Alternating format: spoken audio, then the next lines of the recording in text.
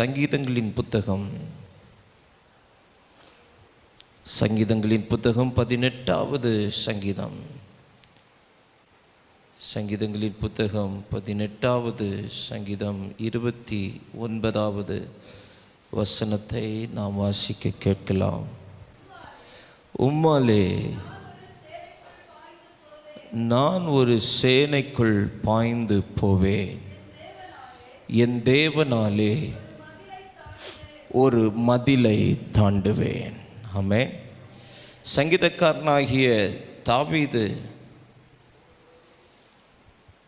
இங்கே இந்த சங்கீதத்தினுடைய ஆரம்பத்தை நாம் கவனிக்கும்போது சத்துருக்களுடைய கைக்கும் சவுலின் கைக்கும் நீங்களாக்கி விடுவித்த நாளில் பாடினது. அப்படியானால் இது ஒரு விடுதலையின் கீதம். இது என்ன கீதம்? விடுதலையின் கீதம். கர்த்தருடைய தாசனாகிய தாவீது அவனுடைய சத்துரு ஆகிய சவுல், ஆரம்பத்திலே சவுல் மாத்திரம்தான் தாவீதுக்கு சத்துருவாயிருந்தான். அதன் பிறகு காலப்போக்கிலே கர்த்தர் தாவீதை ஆசீர்வதிக்க உயர்த்த சத்துருக்களுடைய கூட்டமும் பெருக ஆரம்பித்தது. ஒரு தேவ பிள்ளையினுடைய வாழ்க்கையில் அவர்கள் மேன்மைக்குள் கடந்து வரும்போதெல்லாம் சத்துருக்கள் அதிகரிப்பார்கள். அவர்கள் உயர்த்தப்படும் போதெல்லாம் சத்துருக்கள் அதிகரிப்பார்கள். இஸ்ரவேல் ஜனங்களுடைய வாழ்க்கையில் அவர்கள் ஆரம்பத்தில் அடிமையாயிருக்கும்போது பார்வோன் அவர்களை ஒடுக்கவில்லை. அவர்கள் தேசத்திலே ஒரு குறிப்பிட்ட வருஷங்கள் தாண்டி அவன் பார்க்கும்போது தேசத்திலே அவர்கள் பரவி இருந்தார்கள், பெரும் திரள் கூட்டமாய் இருந்தார்கள். அதை கண்டவுடனேயே இவர்கள் நமக்கு எதிராய் வந்துவிடக்கூடாது, இவர்களுக்கு நாம் அடிமைகளாய் விடக்கூடாது, எனவே நாம் இவர்களை ஒடுக்க வேண்டும் என்று சொல்லி ஒடுக்கினான். எவ்வளவாய் ஒடுக்கினார்களோ அவ்வளவாய் பெருகினார்கள். பெருக்கம் வரும்போதெல்லாம் சத்துருக்கள் பெருகி கொண்டே போவார்கள். ஐஸ்வர்யம் பெருகும்போது அதை தின்னுகிறவர்களும் பெருகுகிறார்கள். அப்போ தேவன் ஒரு மனிதனை ஆசீர்வதிக்கும் போது, ஒரு மனிதன் தேவனால் ஆசீர்வதிக்கப்படுகிறான் என்பதற்கான அடையாளங்களில் அநேக அடையாளங்கள் இருந்தாலும் அதிலே ஒரு அடையாளம், சத்துருக்கள் நமக்கு பெருகுவார்கள். சத்துருக்கள் நமக்கு பெருகுவார்கள். காரணமில்லாமல் பகைப்பார்கள், காரணமில்லாமல் நமக்கு தீங்கு நினைப்பார்கள், காரணமில்லாமல் நம்மை அழிக்க வகை தேடுவார்கள். நமக்கு தலைக்கால் புரியாது. இவ்வளவு நாளும் நல்ல சிநேகத்தில் இருந்தவன், இவ்வளவு நாளும் நல்ல சிநேகத்தோடு நல்ல உறவில் இருந்தவர்கள் திடீரென்று ஆமேன் அப்படியே எதிர்மறையான இடத்திலே போய் நம்மை கொலை செய்ய வகை தேடுகிறார்கள். தாவீது சவுல் இந்த ரெண்டு பேருடைய வாழ்க்கையை நாம் உற்று கவனிக்கும் போது எந்த ஒரு இடத்திலேயும் தாவீதால் சவுலுக்கு தீமை வரவே இல்லை. எல்லா இடங்களிலும் நன்மை தான் செஞ்சிருக்கிறார். அவன் கோலியாத்தை கண்டு பயந்து நடுங்கி கலங்கி போய் ஒளிந்திருக்கும் போது தாவீதுதான் அந்த கோலியாத்தை மடங்கடித்து, சவுலுக்கு தான் ஒரு மேன்மை. யாருக்கு மேன்மை? சவுலுக்கு தான், இஸ்ரவேலுக்கு தான் மேன்மை. இஸ்ரவேலுக்கு மேன்மை வரும்போது இஸ்ரவேலை ஆளுகிற ராஜாவுக்கு மேன்மை. அப்படித்தான் இருந்தான். ஆனால் தாவீதை ஒரு இடம் விடாமல் அவன் போகும் இடமெல்லாம் துரத்தி, அவன் பதிவிருந்த இடங்களிலெல்லாம் இவன் அவனை தேடி சென்று அவனை கொலை செய்ய வகை தேடிக்கொண்டே இருந்தான். ஆனால் கர்த்தர் தாவீதை அவனுடைய எல்லா சத்துருக்களுக்கும் நீங்களாக்கினார், சவுலுடைய கைக்கும் நீங்களாக்கினார். அவன் வாழ்க்கையில் ஒரு விடுதலையின் கீதம் உண்டானது. ஆமென். இந்த மாலை நேரத்தில் நம்முடைய வாழ்விலேயும் எவ்விதத்தில் சத்துரு நமக்கு எதிராய் போராடினாலும், எவ்விதங்களில் சத்துரு நமக்கு எதிரான சூழ்ச்சிகளை செய்தாலும், மறைவான சூழ்ச்சிகளாக இருக்கலாம், வெளியரங்கமான சூழ்ச்சிகளாக இருக்கலாம், அல்லாவிட்டால் நமக்கு எதிராய் செய்ய முடியாமல் நம்முடைய குடும்பங்களுக்கு எதிராய், பிள்ளைகளுக்கு எதிராய், நம்முடைய உடைமைகளுக்கு எதிராய் எவ்விதத்தில் எவ்வழிகளில் அவன் செய்தாலும் ஒன்று மட்டும் நிச்சயம், நமக்கு ஒரு விடுதலையின் கீதம் பாடுகிற நாள் வரும். ஆமென், ஹல்லேலூயா. நம்மையும் நம்முடைய சத்துருக்களின் கைக்கு நீங்களாக்குவார். நம்மையும் நம்மை பின்தொடர்கிற சவுலின் கைக்கு நீங்களாக்குவார். இந்த சங்கீதத்திலே அப்படித்தான் சங்கீதக்காரன் இந்த சங்கீதத்தை பாடினான். அவன் அநேக காரியங்களை பாடி வரும்போது இந்த 29வது வசனத்தில் அவன் சொல்லுகிறான், என் தேவனால் ஒரு மதிலை தாண்டுவேன், என் தேவனால் ஒரு மதிலை தாண்டுவேன். இந்த ராத்திரி நேரத்தில் நாம் தாண்ட வேண்டிய மதில்கள் என்கிற தலைப்பிலே சில வார்த்தைகளை உங்களோடு கூட சொல்லி நான் ஜெபிக்க போகிறேன். நமக்கு முன்பாக மதில்கள் இருக்கிறது, நன்றாய் கவனிக்க வேண்டும். மதில் ஒரு பக்கம் அது நமக்கு பாதுகாப்பாக இருக்கக்கூடியது. நம் வீட்டை சுற்றிலும் ஒரு மதில் இருக்கிறது என்றால் அந்த மதில் நம்முடைய வீட்டுக்கு பாதுகாப்பு. ஆனால் அந்த மதில் என்றைக்கு ஆமேன் ஒரு மனிதனுடைய வாழ்க்கையில் தடையாக மாறுகிறதோ அன்றைக்கு அவனுக்கு ஒரு விடுதலை அவசியமாக இருக்கிறது. அல்லேலூயா. அப்போ சில நேரங்களில் மதில்கள் தடையாகவும் இருக்கிறது, மதில்கள் பாதுகாப்பாகவும் இருக்கிறது. அப்போ எந்த மதில் எனக்கு பாதுகாப்பாக இருக்கிறது, எந்த மதில் எனக்கு தடையாக இருக்கிறது என்பதை ஆவிக்குரியவர்கள் ஆவிக்குரியவைகளோடு நிதானித்து பார்த்து அவைகளை கடந்து செல்வதற்கு ஆண்டவரிடத்திலே பலன் கேட்க வேண்டும். ஆமென். தாவீதுக்கு நன்றாய் தெரியும், இந்த மதிலை என்னால் தாண்ட முடியாது, என் பலத்தால் தாண்ட முடியாது, எனக்கு இருக்கிற திறமைகளால் தாண்ட முடியாது, எனக்கு இருக்கிற யுத்த தந்திரங்களால் தாண்ட முடியாது. இந்த மதிலை நான் தாண்ட வேண்டும் என்றால் என் தேவனால் மட்டுமே தான் ஆகும். ஹல்லேலூயா, ஹல்லேலூயா. அவனுக்கு யுத்தத்தை பழக்குவித்தவர், அவன் விரல்களை யுத்தத்துக்கு, அவன் கைகை போருக்கு பழக்குவித்த தேவன். ஆமேன். அவன் சொல்லுகிறான், என்னால எதுவும் முடியாது, என் தேவனாலே ஒரு மதிலை தாண்டுவேன். அல்லேலூயா. முதலாவது ஒரு தேவனுடைய பிள்ளை தாண்ட வேண்டிய மதில், யோசுவாவின் புத்தகம் 6ஆம் அதிகாரத்துக்கு நேராய் வேதத்தை திருப்புவோம். யோசுவாவின் புத்தகம் 6ஆம் அதிகாரத்துக்கு நேராய் வேதத்தை திருப்புவோம். முதலாவது வசனத்தை நீங்கள் வாசியுங்கள். எரிகோ இஸ்ரவேல் புத்திரருக்கு முன்பாக அடைக்கப்பட்டிருந்தது, ஒருவனும் வெளியே போகவும் இல்லை, ஒருவனும் உள்ளே வரவும் இல்லை. ஒருவனும் வெளியே போகவும் இல்லை, ஒருவனும் உள்ளே வரவும் இல்லை. எரிகோ மதில். எரிகோவின் மதிலை குறித்து வேதம் இந்த அதிகாரம் முழுவதிலும் ஆவியானவர் எழுதி வைத்திருக்கிறார். நாம் பார்க்கிற இந்த மதில்களைப் போலல்ல எரிகோவின் மதில். எரிகோவின் மதில் மேல் ரதங்கள் ஓடும், எரிகோவின் மதில் மேல் வீடுகள் இருந்தது, எரிகோவின் மதில்கள் மேல் பட்டணங்கள் இருந்தது.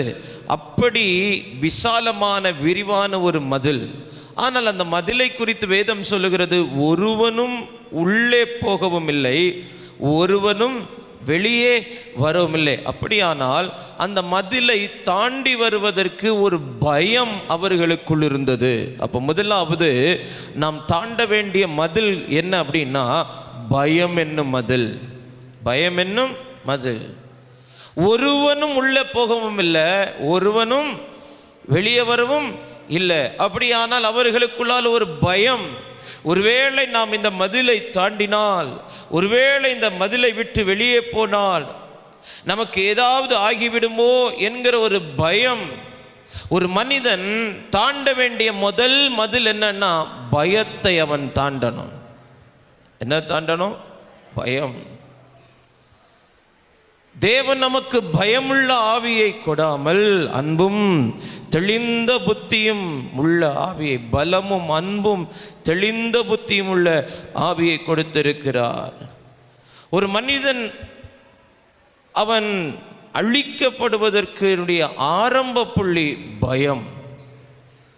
ஒரு வியாதியை குறித்த பயமாயிருக்கலாம், ஒரு சூழ்நிலைகளை குறித்த பயமாயிருக்கலாம், தன் வாழ்க்கையில் ஏற்பட்ட பலவிதமான போராட்டங்கள் அவைகளை நினைத்த ஒரு பயமாயிருக்கலாம், ஏதோ ஒரு அசம்பாவித சம்பவம் தன் கண்முன் நடந்ததை கண்டதாயிருக்கலாம், அது நிமித்தம் ஏற்பட்ட பயமாயிருக்கலாம், நம்முடைய வாகனங்களில் ஏற்பட்ட விபத்தினால் உண்டான ஒரு பயமாயிருக்கலாம், இல்லாவிட்டால் ஏதோ ஒரு செய்தித்தாள்களை வாசிக்கும் போது ஆமீன் அங்கே விபத்தை குறித்த செய்திகள், அங்கே மரணத்தை குறித்த செய்திகள், அங்கே வியாதியை குறித்த செய்திகள், அங்கே பலவீனங்களை குறித்த செய்திகள், அங்கே அக்கிரம துன்மார்க்க கிரியைகள் பெருகி இருக்கிற செய்திகளை எல்லாம் நாம் வாசிக்கும் போது நம்மை அறியாமலே ஒரு விதமான பயம் நமக்குள் வருகிறது.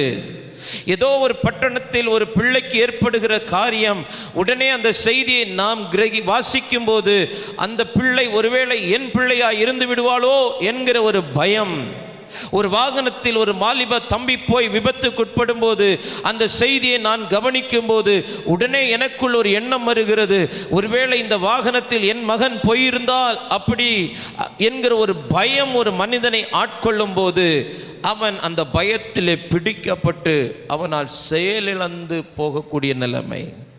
எரிகோ மதில், ஒருவரும் உள்ளே வரவும் இல்லை, ஒருவரும் வெளியே போகவும் இல்லை, அடைக்கப்பட்டிருக்கிறது. எல்லாருக்கும் ஒரு பயம். இப்ப யோசுவாவும் இஸ்ரவேல் ஜனங்களும் அந்த மதிலுக்கு முன்பாக வந்து நிற்கிறார்கள். ஆண்டவர் யோசுவாவுக்கு சொல்லுகிறார், நீ பயப்படாத, நீ என்ன செய்யாத, பயப்படாத, இந்த மதிலை பார்த்து நீ என்ன செய்யாத, பயப்படாத. ஆண்டவரே, இதுவரைக்கும் யார் இந்த மதிலை தாண்டினதில்லை, ஆண்டவரே யாரும் இதுவரைக்கும் இந்த மதிலை தாண்டி உள்ள போனதில்லை, யாரும் உள்ள இருந்து வெளியே வந்ததும் இல்லை.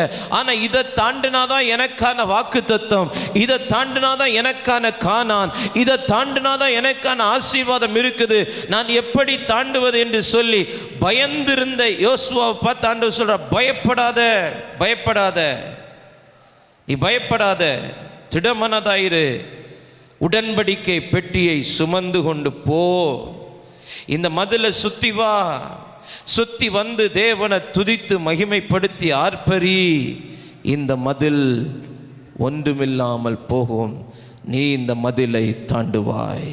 அல்லேலூயா. உன் பலத்தினால தாண்ட முடியாது யோசுவா.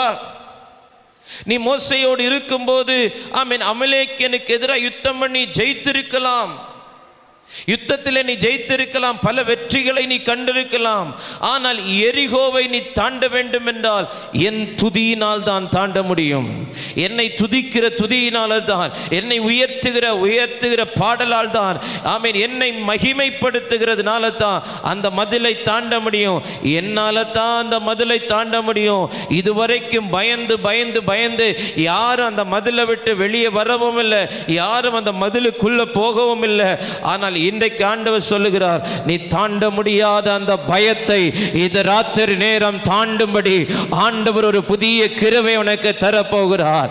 இந்த மாலை நேரத்துக்காக நான் தேவ சமூகத்தில் இந்த வேத வார்த்தைகளை தியானித்துக் கொண்டிருக்கும் போது ஆவியானவர் எனக்கு சொன்ன காரியம், இன்று இரவு அநேகரை பயத்தில் இருந்து நான் விடுவிக்க போகிறேன். ஏதோ ஒரு பயத்தோடு இந்த மாலை நேரத்தில் நீங்கள் வந்திருக்கலாம். ஏதோ ஒரு செய்தியை கேள்விப்பட்டு ஒரு பயம், ஏதோ ஒரு காரியத்தை நினைத்து ஒரு பயம். இந்த ராத்திரி நேரம் அந்த பயத்தினை நீங்கள் தாண்ட போகிறீர்கள். அந்த பயம் என்கிற மதிலை தாண்ட தேவன் நமக்கு பலன் தர போகிறார். ஆமென். மதில், பயம் என்கிற மதில், பயம். ஒரு மனிதனை பயம் ஆட்கொள்ளும் போது அவன் பரிதாபத்துக்குரியவனாய் மாறிவிடுகிறான். பார்ப்பதற்கு ஜாம்பவான் போல இருக்கிறான், பலசாலியை போல் இருக்கிறார். ஆனால் பயம் உள்ளே வந்தவுடன் மரணத்தை எதிர்நோக்குகிறார். தற்கொலைக்கு நேராக அந்த பயம் தூண்டுகிறது. அந்த பயத்தை தாண்டணும். அந்த பயம் என்கிற மதிலை என்ன செய்யணும்? தாண்டணும். பக்கத்தில் பார்த்து சொல்லுங்க, பயப்படாதீங்க, பயப்படாதீங்க. ஆமென். நீங்கள் இந்த பயத்தை தாண்டிடலாம். அல்லேலூயா.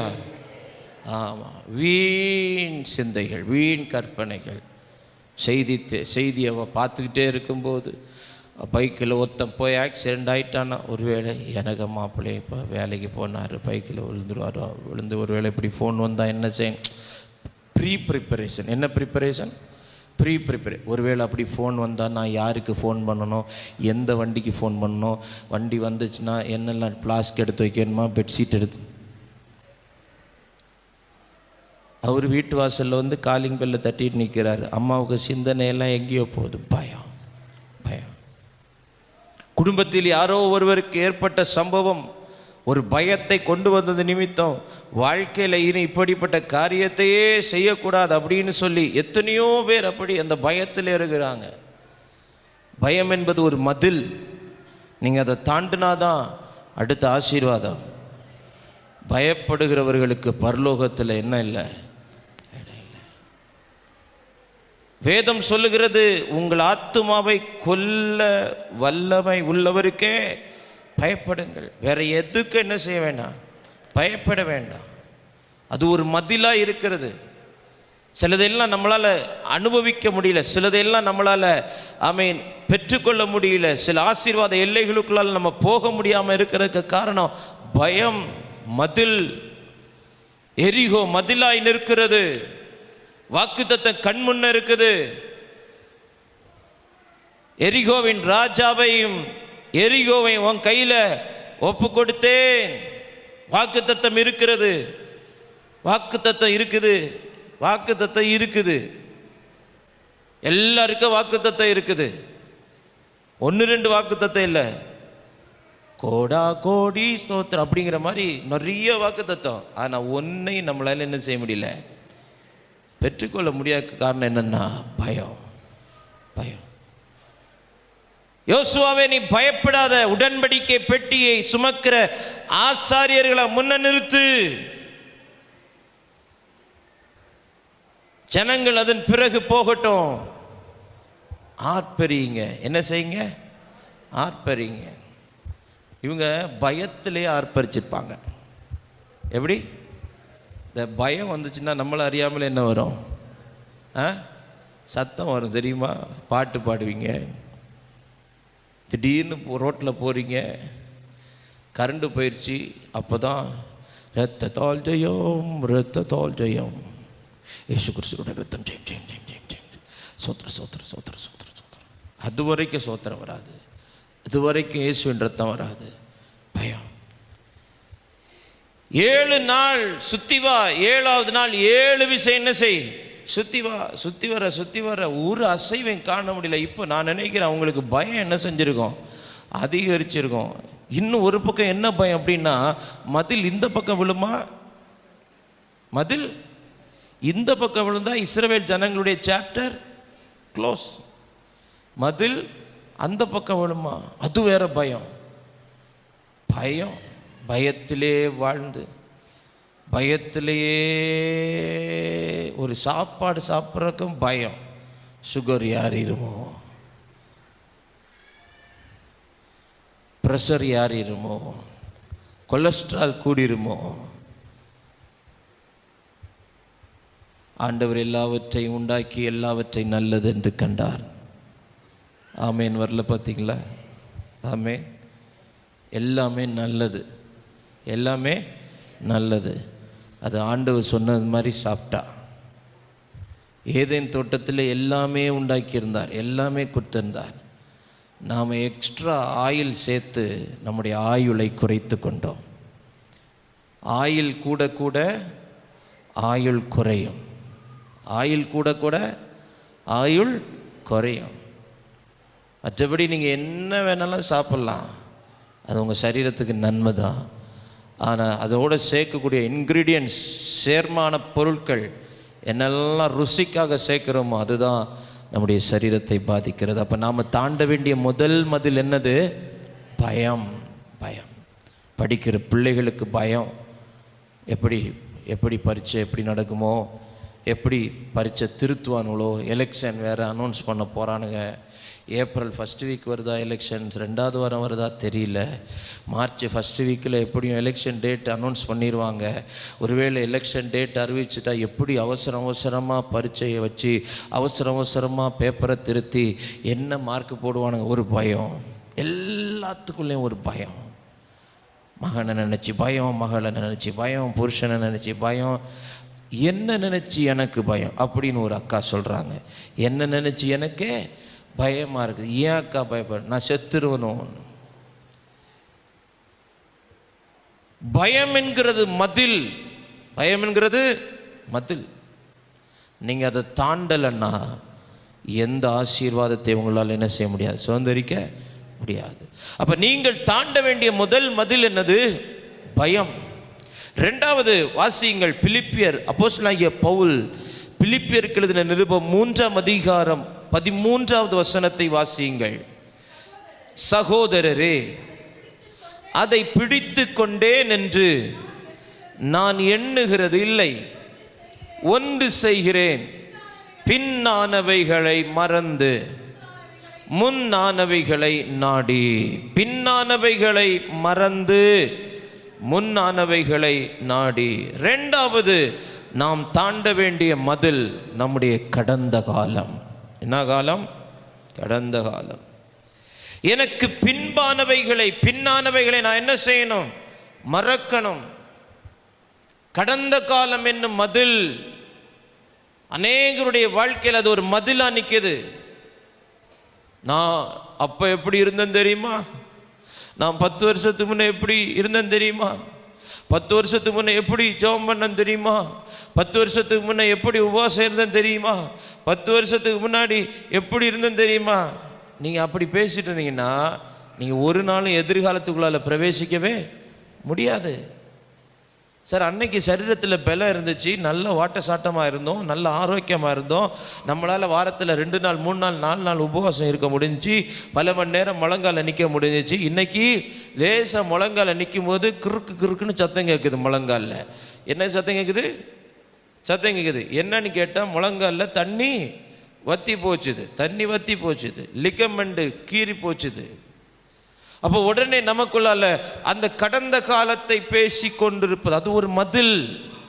கடந்த காலம் என்பது ஒரு மதில். அதனால தான் பவுல் இங்கே எழுதுகிறார், ஒன்று செய்கிறேன், பின்னானவைகளை மறந்து. கடந்த காலத்தை நீங்கள் மறக்கணும். கடந்த காலத்தை நீங்கள் தாண்டி வரணும். கடந்த கால நினைவுகளை நீங்கள் தாண்டி வரணும். இழப்புகள் கொண்டு வந்த நினைவுகளை தாண்டி வரணும். இழப்புகள் கொண்டு வந்த வேதனைகளை தாண்டி வரணும். இன்னும் அன்னைக்கு இருந்த நிலைமையை யோசித்து உட்கார்ந்துருந்தீங்கன்னா நீங்கள் உங்களுக்கு மதில் கட்டுகிறீர்கள். என்ன கட்டுகிறீர்கள்?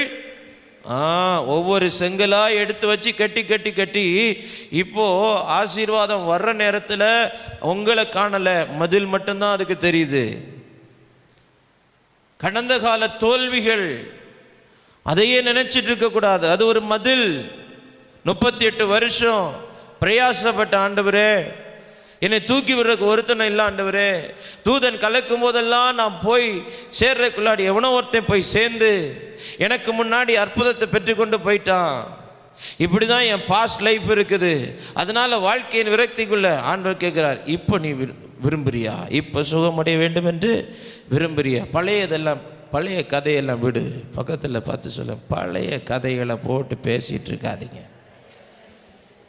ஆமென், அல்லேலூயா.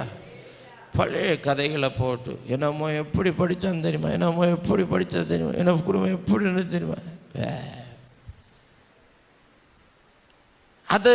அது ஒரு மதில். அதையே நீங்கள் நினச்சிட்டு இருந்தீங்கன்னா அது ஒரு மதில்.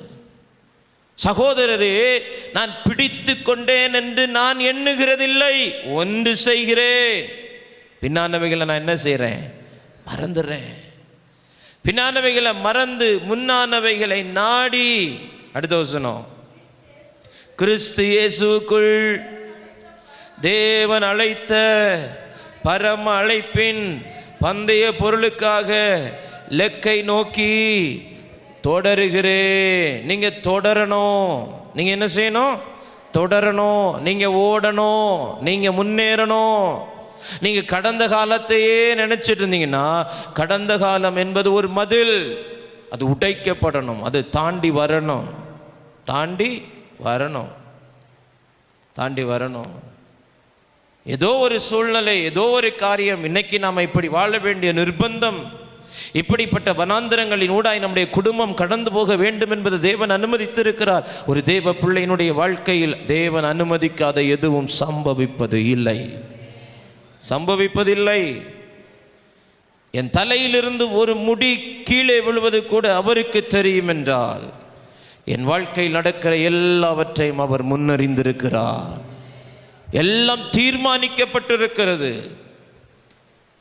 எல்லாம் தீர்மானிக்கப்பட்டிருக்கிறது. இனி தீர்மானிக்கப்பட வேண்டியது ஒன்றுமில்லை. எல்லாம் தீர்மானிக்கப்பட்ட பிரகாரமாகவே நடக்கிறது. நிர்ணயித்தபடியே நடக்கிறது. அவர் நினைத்திருக்கிறபடியே நடக்கிறது. அப்படியானால் கடந்த காலத்தையே நான் பேசிக்கொண்டிருக்கக்கூடாது. கடந்த கால வெற்றிகள், கடந்த கால தோல்விகளையே பேசிக்கொண்டிருக்கக்கூடாது.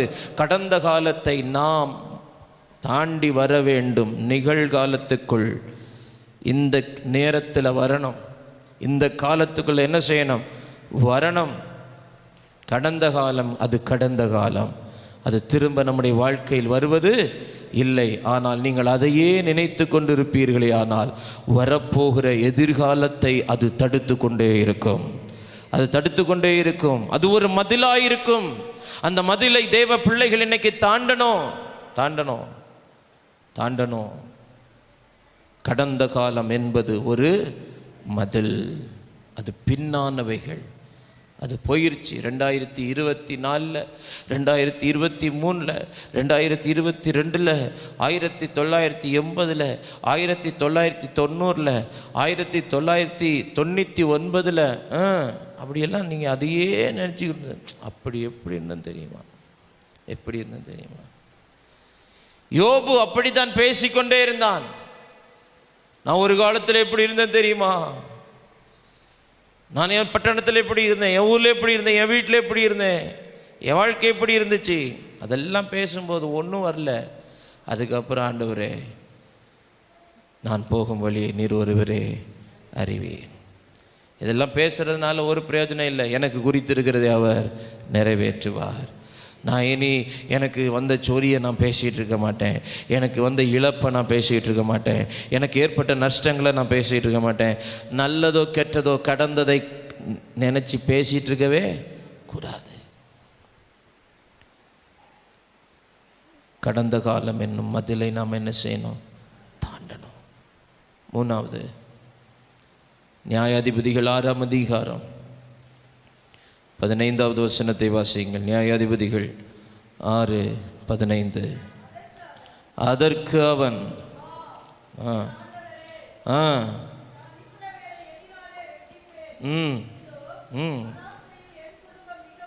மனாசேயில் என் குடும்பம் மிகவும் எளியது, என் தகப்பன் வீட்டில் நான் எல்லாரிலும் சிறியவன். மூணாவது, தேவ பிள்ளைகள் தாண்ட வேண்டிய ஒரு மதில் தாழ்வு மனப்பான்மை, இன்ஃபீரியாரிட்டி காம்ப்ளெக்ஸ், தாழ்வு மனப்பான்மை. ஆண்டவர் அவனுக்கு தரிசனமாகி சொல்லுகிறார், நீ பராக்கிரமசாலி. நீ யார்? பராக்கிரமசாலி. மீதியானியரை மேற்கொள்ளுகிற பலன் உனக்கு இருக்கிறது. நீ பராக்கிரமசாலி, மீதியானியரை மேற்கொள்ளுகிற பலன் உனக்கு இருக்கிறது. அதுவும் ஒருவனை முறியடிக்கிறது போல நீ மீதியானியரை முறியடிப்பதற்கான பலன் உனக்கு இருக்குது. சொன்னது யாரு? கர்த்தருடைய தூதனானவர், கர்த்தர். ஆண்டவர் கிதியோனை குறித்து ஒரு வார்த்தையை சொல்லும் போது, நீ பராக்கிரமசாலி, உனக்கு பலன் இருக்குது, நீ மீதியானியரை முறியடிப்ப, உன் மேல ஒரு தேவ திட்டம் இருக்குது, உன்னை கொண்டு நான் மீதியானியரை முறியடிப்பேன். ஒரு மனுஷனை முறியடிப்பது போல நீ ஒட்டுமொத்த மீதியானியரை முறியடிப்ப என்று சொல்லும் போது இவன் என்ன சொல்றான் பாருங்க. ஆண்டவரே, என் ஆண்டவரே, நான் இஸ்ரவேலை எதினால் ரட்சிப்பேன். இதோ மனாசேயில் என் குடும்பம் மிகவும் எளியது, என் தகப்பன் வீட்டில் நான் எல்லாரிலும் சிறியவன். இது ஆண்டவருக்கு தெரியாதா? ஆதார் கார்டு கொடுத்ததே அவரு, ரேஷன் கார்டு கொடுத்ததே அவரு, அது வறுமை கோட்டுக்கு கீழேன்னு சொல்லி கொடுத்ததே அவரு. எல்லா டீட்டெயில்ஸும் அவருக்கு தெரியும். இது தெரிஞ்சுதான் அவர் சொல்றார், நீ பராக்கிரமசாலி, நீ பலசாலி, உனக்கு பலன் இருக்குது, இருக்கிற இந்த பலன் போதும் மீதியானியரை இஸ்ரவேலை மீதியானியரின் கைக்கு இஸ்ரவேலை நீங்களாக்கி ரட்சிப்ப உன்னை நான் அனுப்புகிறேன். இவ்வளவு சொன்னதுக்கு அப்புறமா இல்லை, என் ஆண்டவரே, அந்த மதிலை அவனால் தாண்ட முடியல, அந்த மதில் அவனால் தாண்ட முடியல. அந்த தாழ்வு மனப்பான்மை என்கிற அந்த மதிலுக்குள்ள சிக்கி இருக்கிறான். அந்த மனப்பான்மைக்குள்ள அவன் சிக்கி இருக்கிறதுனால ஆண்டவர் அவனை குறித்து வைத்திருக்கிற திட்டத்தை கூட அவனால் புரிந்து கொள்ள முடியல. ஆண்டவர் சொல்றார், உன்னோடு கூட நான் இருந்து செய்யும் காரியம் பயங்கரமாக இருக்கும். மோசே வா. அவன் சொல்றான், இல்ல ஆண்டவரே, நான் திக்குவாயேன், நானே மந்த நான் உள்ளவன், நானே திக்குவாயேன். தாழ்வு மனப்பான்மை என்பது என்ன? நம்முடைய பலவீனங்களை, நம்முடைய சூழ்நிலைகளை, நமக்கு சூழ்ந்திருக்கிற காரியங்களை முன்னிலைப்படுத்தி நாம் அதற்குள் மறைந்திருப்பது தான் தாழ்வு மனப்பான்மை. இதெல்லாம் நமக்கு செட் ஆகாது. அது அவங்களுக்கு தான். நம்மெல்லாம் இல்லை. ஒரு தாழ்வு மனப்பான்மை, ஒரு தேவ பிள்ளைக்கு ஒரு தாழ்வு மனப்பான்மை வந்துருச்சுன்னா அவனால் மேற்கொண்டு வரவே முடியாது. ஊழியத்தில் தாழ்வு மனப்பான்மை வந்துருச்சுன்னா ஊழியத்தில் நிற்க முடியாது, ஜெயிக்க முடியாது. எவ்வளோ பெரிய ஆளாக இருக்கட்டும், அவன் மேலே இருக்கிற அபிஷேகம் ஒன்று தான், என் மேலே இருக்கிற அபிஷேகமும் ஒன்று தான். அவரை அபிஷேகம் பண்ணினவரும் ஆவியானவர் தான், என்னை அபிஷேகம் பண்ணவரும் ஆவியானவர் தான். அந்த தாழ்வு மனப்பான்மை என்கிற மதிலை தாண்டணும். திறமைகள் இருக்கும், கிருபைகள் இருக்கும், ஆண்டவர் கொடுத்த தரிசன திட்டங்கள் இருக்கும். ஆனால் எல்லாத்தையும் மூடி மறைச்சி உள்ள அப்படியே புதைந்து போன ஒரு வாழ்க்கை வாழ்ந்து கொண்டிருப்போம். ஏன் தெரியுமா? இது நம்மளால் முடியாது, இது நம்மளால் செய்ய முடியாது, இதெல்லாம் நம்மளா இல்லை, உன்னை கொண்டு நான் செய்வேன். உன் குடும்பம் சின்னதுன்னு எனக்கு தெரியும், நீ எல்லாரிலும் சிறியவன்னு எனக்கு தெரியும், உன் கையில் பணம் இல்லைன்னு எனக்கு தெரியும், உனக்கு போதுமான பலன் இல்லைன்னு எனக்கு தெரியும், உனக்கு போதுமான ஞானம் இல்லைன்னு எனக்கு தெரியும், உன்னால் இது செய்ய முடியாதுன்னு எனக்கு தெரியும். ஆனால் உன்னை கொண்டு நான் செய்வேன், அது எனக்கு தெரியும். அல்லேலூயா. நீ செய்ய போகலை, நான் உன்னை கொண்டு செய்ய போகிறேன். உன்னை அனுப்புகிறது நான் அல்லவா, உன் மீதியானியரை முறியடிப்பாய். ஆமென். அந்த தாழ்வு மனப்பான்மையை உடைச்செறியணும். பிள்ளைங்க உடைச்செறியணும், சகோதரர்கள் உடைத்தெறியணும், சகோதரிகள் உடைத்தெறியணும். ஆமென். அல்லேலூயா. ஊழியத்தில் ஆண்டவர் நம்மளை பயன்படுத்தணும் அப்படின்னா அந்த தாழ்வு மனப்பான்மை என்ன செய்யணும்? உடைக்கணும். ஆரம்பத்தில் அந்த தாழ்வு மனப்பான்மை இருந்துச்சு, அதனால் மேலே வர முடியல. ஆனால் இப்போ அது இல்லை.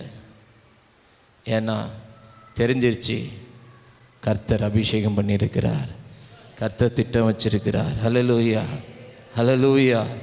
அவங்கள மாதிரி நம்மக்கிட்ட எதுவும் இல்லாமல் இருந்தாலும் 2 பேர் நடுவில் நிற்கும்போது ஆண்டவர் கிரியை செய்கிறார். ஆமென். அந்த தாழ்வு மாண்மையை உடைச்செறியும் போது தான் கர்த்தர் ஊழியத்தின் எல்லைகளை, வாசல்களை திறக்க ஆரம்பித்தார். இந்த ராத்திரி நேரம் தாழ்வு மனப்பான்மை என்கிற மதிலை என்ன செய்யுங்க? தாண்டுங்க. நாமளே நம்ம குறித்து ஒரு ஃபிக்ஸ் பண்ணி வச்சிடக்கூடாது. நான் இப்படி தான். நீங்கள் என்ன சொல்லுங்க பாஸ்டர், நீங்கள் என்ன நல்லா சொல்லுங்க, நான் இப்படி தான்.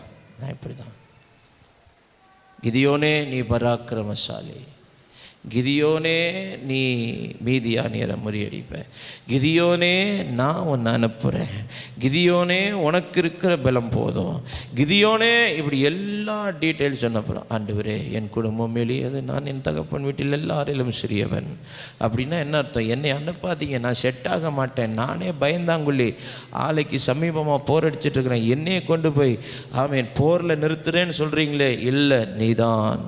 அந்த தாழ்வு மனப்பான்மையிலிருந்து வெளியே வந்தபோது, அந்த மதிலை தாண்டி கிதியோன் வந்தபோது வேதம் சொல்லுகிறது, ஆமென், அவனை கொண்டு மீதியானியருடைய ஒட்டுமொத்த சேனையும் கர்த்தர் முறியடித்தார். ஹல்லேலூயா. இந்த ராத்திரி நேரம் இந்த தாழ்வு மனப்பான்மைங்கிற மதிலை உடைச்சி தாண்டி வரணும். ஆமென். என்கிட்ட பணம் இல்லை, நான் ஏழை, நான் படிக்காதவன், என்கிட்ட வசதி இல்லை, என்கிட்ட கார் இல்லை, என்கிட்ட பைக் இல்லை, என்கிட்ட நல்ல வீடு இல்லை, அது ஒரு தாழ்வு மனப்பான்மை. பாஸ்டர் எங்கள் வீட்டில் உட்கார்றதுக்கு சேர் இல்லை, அதனால் எங்கள் வீட்டுக்கு வராதீங்க, எங்கள் வீட்டுக்கு வந்தால் உட்கார்றதுக்கு சேர் இல்லை, எங்கள் வீட்டில் அது இல்லை இது இல்லை. ஒரு தாழ்வு மனப்பான்மைக்குள்ளே வாழ்கிறோம். அந்த மதிலை நீங்கள் தாண்டுங்க, கர்த்தர் மேன்மைகளை வைத்திருக்கிறார். ஹல்லேலூயா. இங்கே இருக்கிற எல்லாருக்கும் எல்லா நன்மையும் ஒரே நாளில் வரலை, அது படிப்படியாகத்தான் வந்தது. ஆமென். எல்லாரும் அடித்தட்டிலிருந்து இன்னைக்கு இந்த அளவுக்கு உயர்த்தப்பட்டு வந்திருக்கிறோம். அதனால் யாரும் யாரோடு ஒப்பிட்டு பார்க்க வேண்டிய அவசியம் இல்லை. இன்னைக்கு நீங்கள் கீழே இருப்பீங்க, நாளைக்கு கர்த்தர் உங்களை மேலே வைப்பார். ஹல்லேலூயா. நாளைக்கு உங்களை கர்த்தர் உயர்த்தி வைப்பார். யாருக்கு தெரியும், ஒரு இரவில் காரியங்களை கர்த்தர் மாற்ற முடியும். ஆமென். ஒரு இரவில் கர்த்தர் காரியங்களை மாற்ற முடியும். என் தேவனால் கூடாத காரியம் ஒன்றுமே இல்லை. ஹல்லேலூயா, ஹல்லேலூயா, ஆமென். ஆமாம், அந்த தாழ்வு மனப்பான்மை இந்த மதிலை தாண்டுங்க. கடைசியாக ஒரு காரியத்தை சொல்லி ஜெபிக்கிறேன். ஏசாயா 59:2 வாசியுங்கள். 59:2.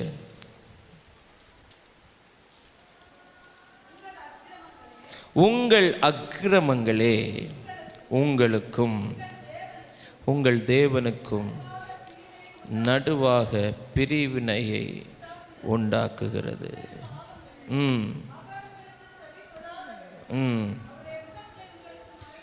மதிலாய் இருக்கிறது. பாவம் என்னும் மதில், அக்கிரமங்கள் என்னும் மதில். இங்கே ஆவியானவர் அழகாக எழுதி வைத்திருக்கிறார், உங்கள் அக்கிரமங்களே உங்களுக்கும் உங்கள் தேவனுக்கும் நடுவாக பிரிவினை உண்டாக்குகிறது. அப்போ மதில் எதற்கு அப்படின்னா, ஒரு ஒரு ஒரு ஒரு இடத்தை இது என்னுடைய இடம், இது அவர்களுடைய இடம் என்று பிரிப்பதற்காக என்ன கட்டுறாங்க? மதில் கட்டுறாங்க. அப்போ இங்கே வசனம் சொல்லுது, ஆண்டவரையும் உங்களையும் பிரிப்பதற்கான மதில் என்ன அப்படின்னா பாவம், அக்கிரமம். அதை நாம் தாண்டித்தான் ஆக வேண்டும். அக்கிரமங்கள், பாவங்கள். நமக்கும் ஆண்டவருக்கு ஒரு கேப்பை கொண்டு வருது. சுவர் இல்லாத நேரத்தில் இந்த ஏழைக்குள்ளால ஃப்ரீயாக நடமாடணும். ஒரு 10-20 வருஷம் 30 வருஷத்துக்கு முன்னாடியெல்லாம் எங்கேயுமே என்ன இருக்காது, காம்பவுண்டெல்லாம் இருக்காது, காம்பவுண்ட்லாம் இருக்காது.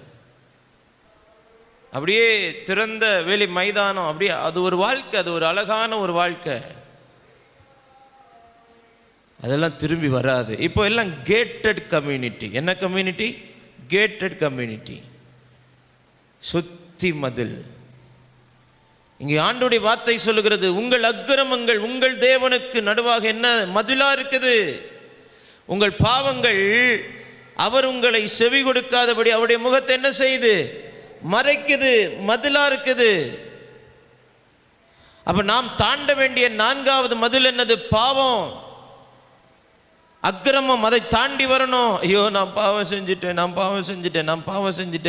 அக்கிரமம் செஞ்சுட்டேன், நான் துணிகரமாக பாவம் செஞ்சுட்டேன், ஐயோ நான் இந்த தப்பு பண்ணிட்டேனே, ஐயோ நான் ஆண்டவர் அறிஞ்சவன் இல்லையா, ஆண்டவரை ஏற்றுக்கொண்டவன் இல்லையா, நான் இந்த பாவம் செஞ்சுட்டேனே அப்படின்னு சொல்லிட்டு அதையே நினைச்சு புலம்பிட்டு இருந்தா நீங்க அந்த மதிலுக்குள்ளே இருக்கிறீங்க. நீங்கள் அதை சொல்லி அதையே நீங்கள் தியானிச்சு அந்த ஐயோ நான் தப்பு பண்ணிட்டேன் தெரியாமல் தப்பு பண்ணிட்டேன். அதையே நினைச்சு அது மதிலாய் மதிலாய் மதிலாய் ஒரு நாள் உங்களுக்கும் ஆண்டவருக்கும் ஒரு பிரிவினை. பாவம் செஞ்சிட்டோமா உடனே தாண்டி வந்துடணும்.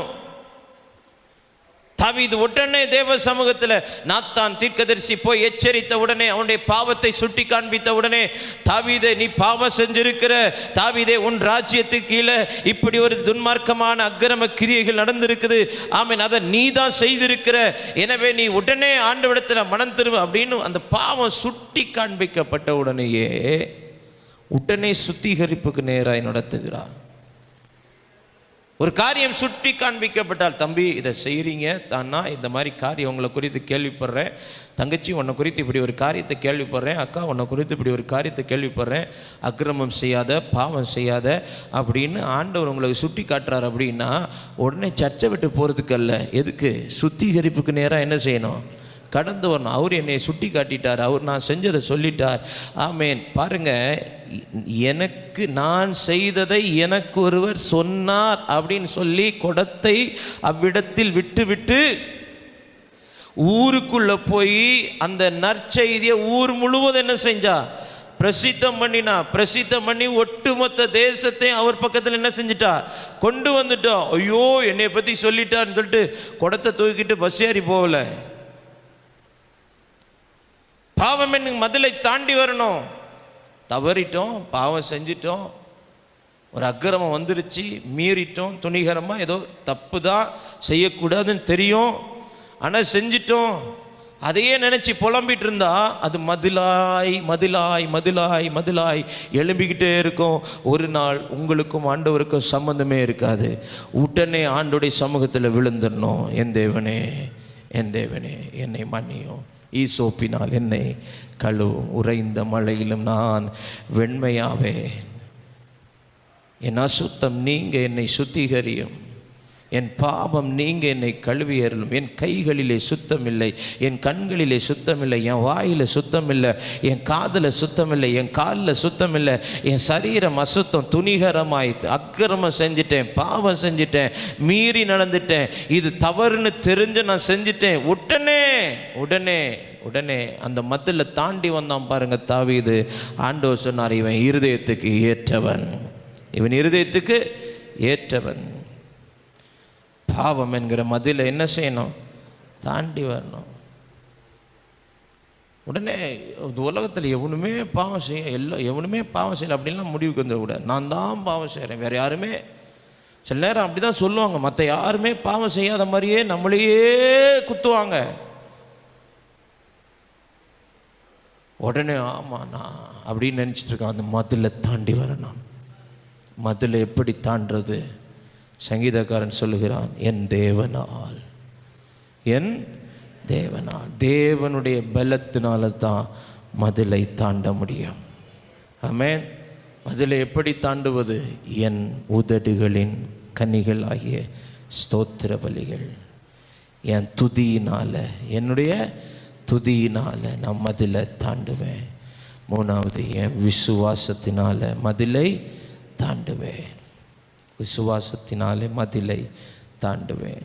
நீங்கள் மதிலை தாண்டுனா ஒரு மகிமை ஆயத்தமாக இருக்குது. ஒரு மதிலை தாண்டினா ஒரு மகிமையான காரியம் ஆயத்தமாக இருக்கிறது. நீங்கள் தாண்ட முடியாதுங்கிற எந்த மதிலும் உங்கள் வாழ்க்கையில் இல்லை. எப்படி இதை தாண்டுவேன்னே தெரியல பாஸ்டர். தெரியலன்னா என்கிட்ட கேளுங்க, சொல்லித்தரேன். எப்படி இதை தாண்டி வர போகிறேன்னே தெரியல, அப்படியே அதையே நினச்சிட்டு உட்காந்திங்கன்னா உங்களுக்கு முன்னாடி அடுத்தவன் தாண்டி போயிட்டே இருப்பான், நீங்கள் பின்தங்கிட்டே இருப்பீங்க. ஏன்னா உங்களுக்கு முன்னாடி ஒரு மதில், நீங்கள் தான் கட்டினீங்க. அந்த மதிலை உங்களுக்கு நீங்களே கட்டி கொண்ட மதில்கள் அவைகள். அவிசுவாசமாக பேசி பேசி பேசி பேசி ஒவ்வொரு செங்கலாக எடுத்து வச்சு இன்றைக்கி எட்டி பார்க்கக்கூட முடியாத அளவுக்கு ஒரு மதிலை உயர்த்தி வச்சுருக்கிறீங்க. உங்களுக்கு ஆண்டவருக்கும் எந்த சம்மந்தமே இல்லாத ஒரு வாழ்க்கையாக இருக்குதுங்க. இந்த மதிலை சத்துரு கட்டலை, இந்த மதிலை நீங்கள் தான் கட்டினீங்க. நீங்கள் தாண்டி வந்திருக்கலாம், அப்போவே தாண்டி வந்திருக்கலாம், 5 வருஷத்துக்கு முன்னாடியே தாண்டி வந்திருக்கலாம், ஏன் போன வருஷம் தாண்டி வந்திருக்கலாம். ஏன் ஜனவரி மாதம் தாண்டி வந்திருக்கலாம், பிப்ரவரி மாதம் வந்ததுக்கப்புறம் அப்போ எப்படி இருந்தேன்னு தெரியுமா, அப்போ எப்படி இருந்தேன்னு தெரியுமா, அப்போ எப்படி இருந்தேன்னு தெரியுமா, அப்போ எப்படி இருந்தேன்னு தெரியுமா. மதில். கடந்த காலம் என்பது ஒரு மதில். ஆமாம் சார், நான் நல்லா இருந்தேன், நல்லா படித்தேன், நல்லா வேலை செஞ்சேன், நல்லா ஓடினேன். அன்னைக்கு 400 மீட்டர் ரிலேயில் ஃபஸ்ட்டு ப்ரைஸ் கன்னியாகுமரி மாவட்டத்தில். இன்றைக்கி 4 அடி ஓடினா மூச்சு வாங்குது. அன்னைக்கு 400 மீட்ரு எப்படி ஓடணும் தெரியுமா, இப்போ ஓட முடியல. இப்போ ஓட வைக்கல, இப்போ காரில் போய் வச்சுருக்கிறார். ஆமேன். ஸ்பாட்டில் போய் என்ன செய்யலாம், காரில் போய் இறங்கலாம். இறங்கி ஆமேன், நடக்காதீங்க பாஸ்டர், உங்களை பைக்கில் கூப்பிட்டு போகிறேன் அப்படின்னு சொல்லலாம். ஆமேன். உடனே அன்னைக்கு 400 மீட்ரு ஓடி கன்னியாகுமரி மாவட்டத்தில் அண்ணா ஸ்டேடியத்தில் போய் ஐயோ ரிலேயில் போய் ஃபஸ்ட் ப்ரைஸ் வாங்கிட்டு வந்தேனே, இப்போ என்னால் ஓட முடியல நினச்சி அதையே நினச்சிட்டு இருந்தேன். நான் உட்கார்ந்த சோஃபாலேருந்து என்னால் என்ன செய்ய முடியாது, எழும்ப முடியாது. நேற்று இரவு ஜஸ்டின் மோசஸ் பார்ட் சர்ச்சில் முழு இரவு ஜபத்தை முடிச்சுட்டு காலையில் 4 மணிக்கு வந்தேன். 2 மணிக்கு முடிஞ்சிருச்சு ஜபம். அப்புறம் அவர்கிட்ட உட்காந்து பேசி அவர் கடைசியில், இல்லை மக்களே, இனி நீ பெயரு இல்லைன்னா எனக்கும் பெண்டாட்டிக்கும் பிரச்சனை வந்துடும், இனி எனக்கும் பெண்டாட்டிக்கும் பிரச்சனை வந்துடும். மணி 4 ஆகிப்போச்சு. மணி 4 ஆகி வந்து கொஞ்ச நேரம் தான் ரெஸ்ட்டு. அதுக்கப்புறம் அடுத்தது உடனே ஐயோ அப்படி அந்த பெலன் இல்லையே இருந்ததுன்னா அது மதில் ஆகிருச்சுன்னா என்னை அது கட்டுப்படுத்திடும், என்னை மட்டுப்படுத்திடும். எனக்கு பலன் இல்லை, எனக்கு டயர்டாக இருக்குது, எனக்கு சோர்வாக இருக்குது, நான் கொஞ்ச நேரம் ரெஸ்ட் எடுத்தால் நல்லாயிருக்கும் அப்படின்னு தோணிடுச்சுன்னா அது மதில். அதை தாண்டணும். என் தேவனால் மதிலை தாண்டுவேன். பயம் என்கிற மதில், கடந்த காலம் என்கிற மதில், தாழ்வு மனப்பான்மை என்னும் மதில், பாவம் என்கிற மதில். அந்த மதிலை தாண்ட இந்த ராத்திரி நேரம் ஆண்டவர் நமக்கு பலன் தருவார். ஜெபிக்கும்படி எல்லாரும் எழும்பி நிற்கலாம் ஆண்டவருடைய சமூகத்தில். Thank you Jesus. ஹல்லேலூயா.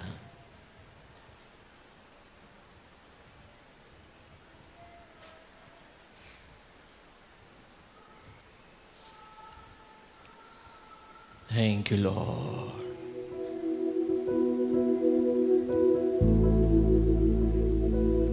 இந்த ஆலயத்தில் கூடியிருக்கிற ஒவ்வொரு சகோதரர்களையும் சகோதரியும் பார்த்து நான் இப்படி சொல்ல விரும்புகிறேன்.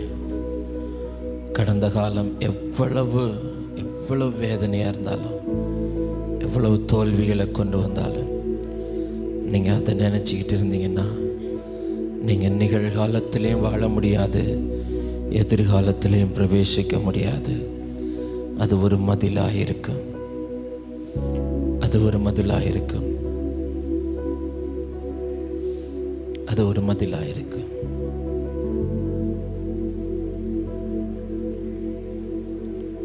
பயம் என்கிற மதில். தூங்கினா நிம்மதியாக தூங்க முடியல, அரை மணி நேரத்துக்கு ஒருக்கா எழும்புறீங்க. பயம்.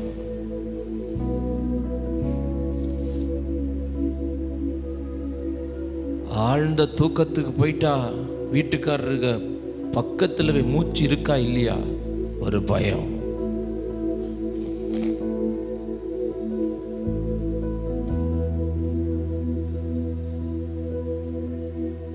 எவ்வளோ தூரம் பிரயாணப்பட்டு வந்தாலும் போய் படுத்தா தூங்குகிறோம். 1 மணி நேரம், 2 மணி நேரம், 3 மணி நேரம் தூங்குகிறோம். நல்ல தூக்கம், பயம் இல்லை. ஏன்னா ஒரு விசுவாசம், அவரை அண்டி, அவரை தாண்டி, அவருடைய அனுமதியின்றி என் முடியத்தோட கூட எந்த பிசாசுக்கும் உரிமை இல்லை, எந்த மந்திரவாதத்துக்கும் வல்லமை இல்லை, எந்த பில்லி சூனியத்துக்கும் வல்லமை இல்லை, எந்த சத்துருக்களுடைய சவுடால் பேச்சுக்கும் வல்லமை இல்லை. ஏன்னா எனக்கு முன்பாக அவர் இருக்கிறார். நான் அவரை எனக்கு முன்பாக வைத்திருக்கிறேன். கர்த்தரை எனக்கு முன்பாக நான் வைத்திருக்கிறபடியினால் நான் அசைக்கப்படுவதில்லை. அவரை தாண்டி தான் எதுவும் எனக்கு நடக்கணும். பயத்தை தாண்டி வந்துருங்க சகோதரா, பயத்தை தாண்டி வந்துருங்க சகோதரி. அது ஒரு மதில், அது ஒரு மதில். அதனால தான் உங்களால் ஆசீர்வாத எல்லைக்குள்ள இன்னும் போக முடியல, ஆசீர்வாத எல்லைகளை சுதந்திரிக்க முடியல. பயம் என்கும் மதில், பயம் என்னும் மதில்.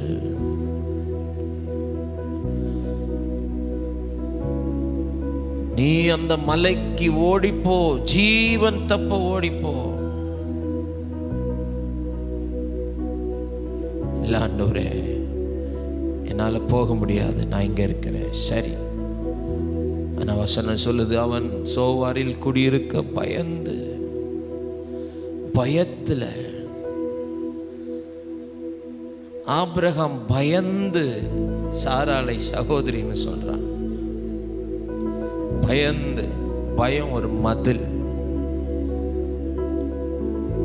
ஆதாமே நீ எங்க இருக்க? ஆண்டவரே, நான் பயந்து விருட்சங்களுக்கு பின்னாடி நான் மறைஞ்சிருக்கிறேன். பயம் ஒரு மதில். ஆண்டவரை உன்னை பிரிக்கிற ஒரு மதில். பாவம் ஒரு மதில்.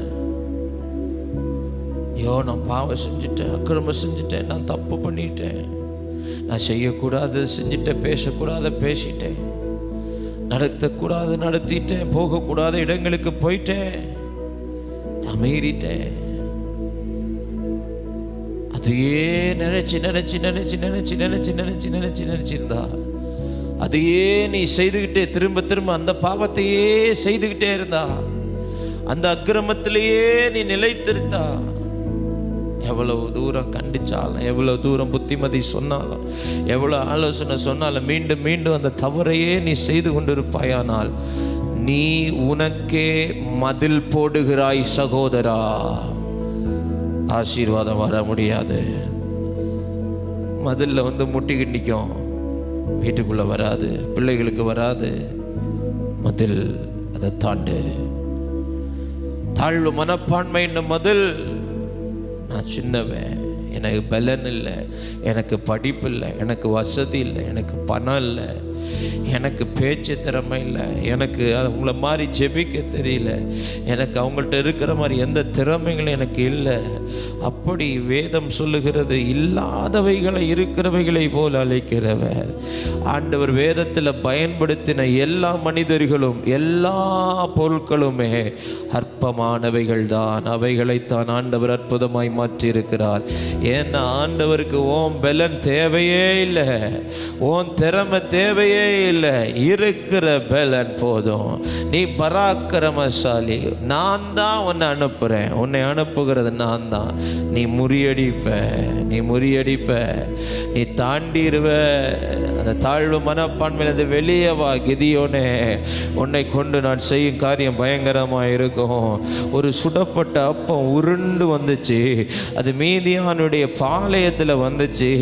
அது மீதியானுடைய பாளையத்தில் வந்தபோது அது கூடாரத்தை கவிழ்த்து போட்டது. ஹல்லேலூயா. மதிலை தாண்டு, மதிலை தாண்டு. உம்மாலே நான் ஒரு சேனைக்குள் பாய்வேன், உம்மாலே நான் ஒரு சேனைக்குள் பாய்வேன், மதிலை தாண்டிடுவேன், மதிலை தாண்டிடுவேன், மதிலை தாண்டிடுவேன், மதிலை தாண்டிடுவே. ஐயா ஸ்தோத்திரம், இசையா ஸ்தோத்திரம், ஐயா ஸ்தோத்திரம், இசையா ஸ்தோத்திரம். மான்களைப் போல ஓட செய்தேன், மான்களைப் போல ஓட செய்தீர், உயர அமர செய்தீர், உயர அமர செய்தீர், உயர உயர அமர செய்தீர். ஐயா ஸ்தோத்திரம். நல்ல கரங்களை தட்டி இந்த ராத்திரி நேரம் அந்த பயத்தின் மதிலை நீ தாண்ட போகிறாய். பிள்ளைகளை குறித்த பயம், புருஷனை குறித்த பயம், உன்னை குறித்த பயம், உன் வீட்டை நினைச்சு பயம், வெளி தேசத்தில் இருக்கிறவர்களை நினைச்சு பயம், தூர எல்லைகளுக்குள் இருக்கிறவர்களை நினைச்சு பயம், உன் மகனை குறித்த ஒரு பயம், சத்துருக்களை குறித்த ஒரு பயம், உன்னை சுற்றி நடக்கிற காரியங்களை குறித்த ஒரு பயம். ஆமென், ஹல்லேலூயா. அந்த பயத்தின் மதிலை இந்த ராத்திரி நேரத்தில் கர்த்தர் தாண்டும்படியான பலனை, தாண்டும்படியான கிருபைகளை ஆண்டவர் உனக்கு தருகிறார். எல்லா பயத்துக்கு முன்னை நீங்களாக்குகிறவர். இந்த ராத்திரி நேரம் அந்த பயத்தின் ஆவி ஒவ்வொருவரை விட்டு வெளியேறி போவதாக. இயேசுவின் நாமத்தினாலே பயத்தின் ஆவிகளை சபிக்கிறேன், பயத்தின் ஆவிகளை கட்டவிழ்கிறேன். பயத்தின் ஆவிகள் ஒவ்வொரு குடும்பங்களை விட்டு வெளியேறி போ. பயமுறுத்துகிற ஆவிகள், பிள்ளைகளை பயப்படுத்துகிற ஆவிகள், சகோதரனை பயப்படுத்துகிற, சகோதரிகளை பயப்படுத்துகிற, தகப்பன்மார் தாய்மார்களை பயப்படுத்துகிற அந்த பயத்தின் ஆவிகள் இந்த ராத்திரி நேரம் இயேசுவின் நாமத்தினாலே ஒவ்வொரு சகோதரனை விட்டு, ஒவ்வொரு சகோதரியை விட்டு, ஒவ்வொரு பிள்ளைகளை விட்டு, இந்த வார்த்தையை கேட்டுக் கொண்டிருக்கிற தொலை தூர பட்டணங்களில், தேசங்களில் இந்த வார்த்தைகளோடு இணைந்திருக்கிற ஒவ்வொரு குடும்பத்தை விட்டு அந்த பயம் மாறுவதாக. மீண்டும் நான் தோற்று விடுவேனோ, மீண்டும் என் தொழில் முடங்கி விடுமோ, மீண்டும் என் வாழ்க்கை நஷ்டப்பட்டு விடுமோ, என் பிள்ளைகள் வாழ்க்கை இருளடைந்து விடுமோ, என் குடும்பம் இப்படி ஆகிவிடுமோ, என் வாழ்க்கை நடுத்தெருவுக்கு வந்து விடுமோ, என் குடும்பத்தில் இப்படி ஒரு பிரச்சனை தலை தூக்கி இருக்கிறது, நான் வெட்கப்பட்டு விடுவேனோ என்கிற பயம் இந்த ராத்திரி நேரம் விலகுகிறது.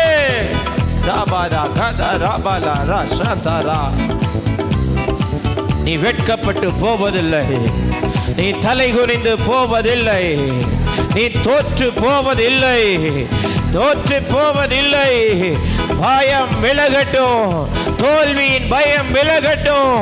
பயம் என்கிற மதில் இயேசுவின் நாமத்தில் இந்த ராத்திரி நேரம் அவைகள் ஒன்றுமில்லாமல் போவதாக.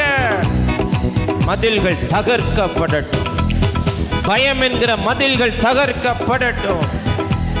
பாவம் என்கிற மதிலை தாண்ட பலன் தருவீராக.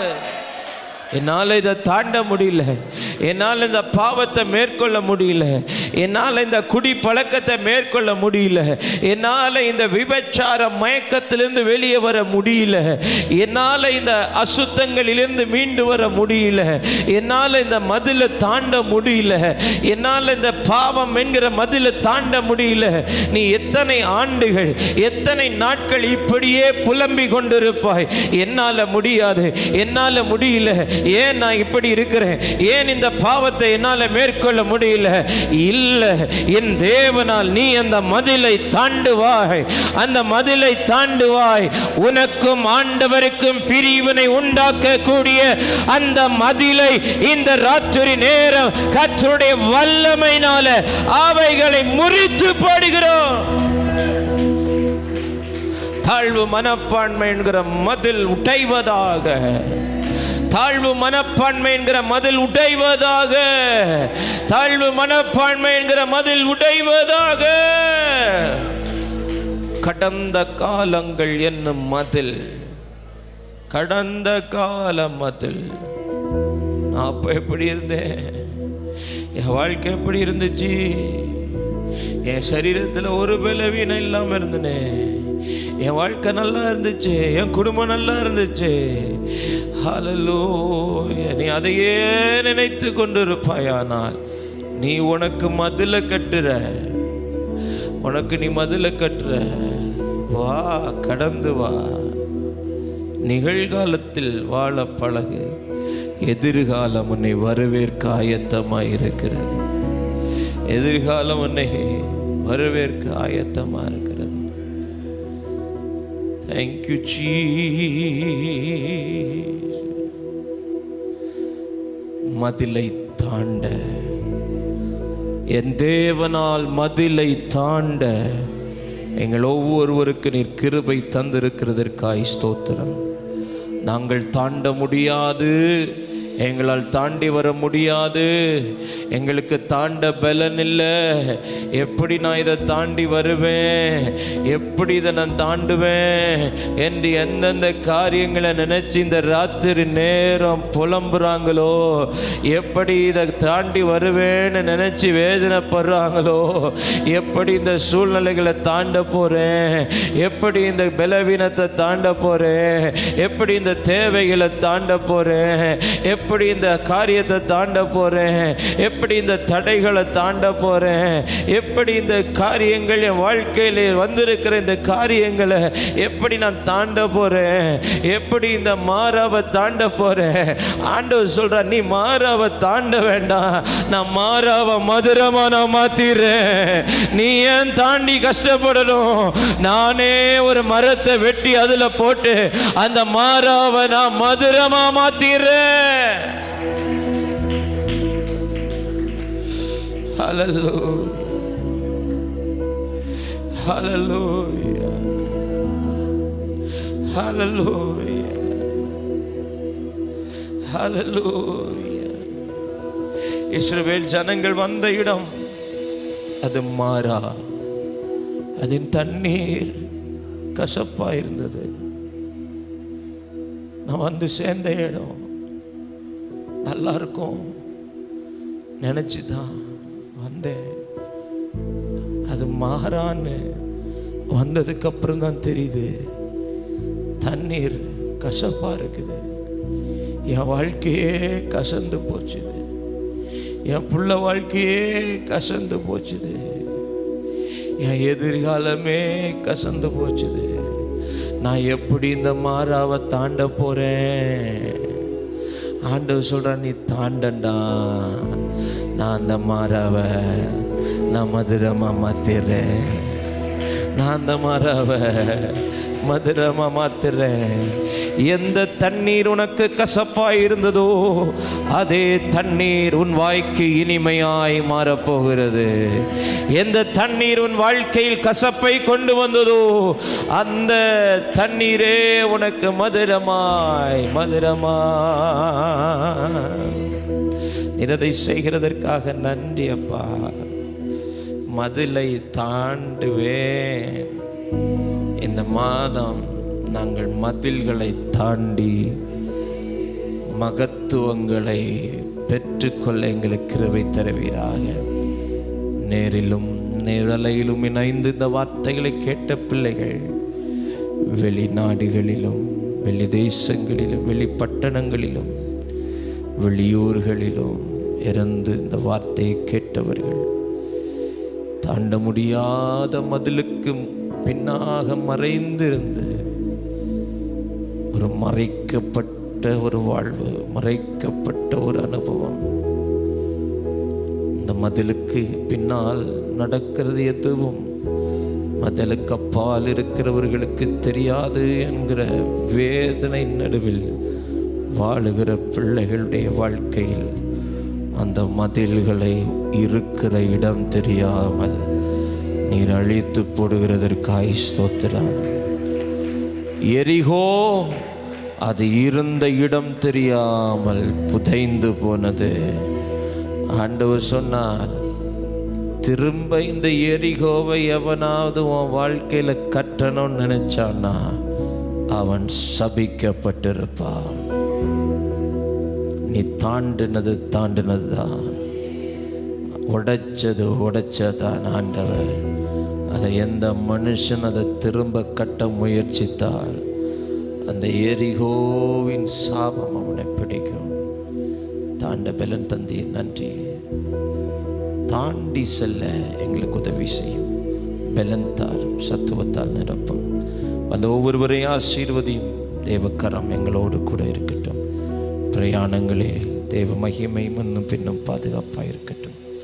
ஆசீர்வதியும் இயேசுவின் நாமத்தில் பிதாவே, ஆமென். என் ஆத்துமாவே கர்த்தரை ஸ்தோத்திரி, என் முழு உள்ளமே பரிசுத்த நாமத்தை ஸ்தோத்திரி. என் ஆத்துமாவே கர்த்தரை ஸ்தோத்திரி, கர்த்தர் செய்த சகல உபகாரங்களை மறவாதே. ஆமென், ஆமென். God bless you. கர்த்தர் உங்களை ஆசீர்வதிப்பார். ஆமென்.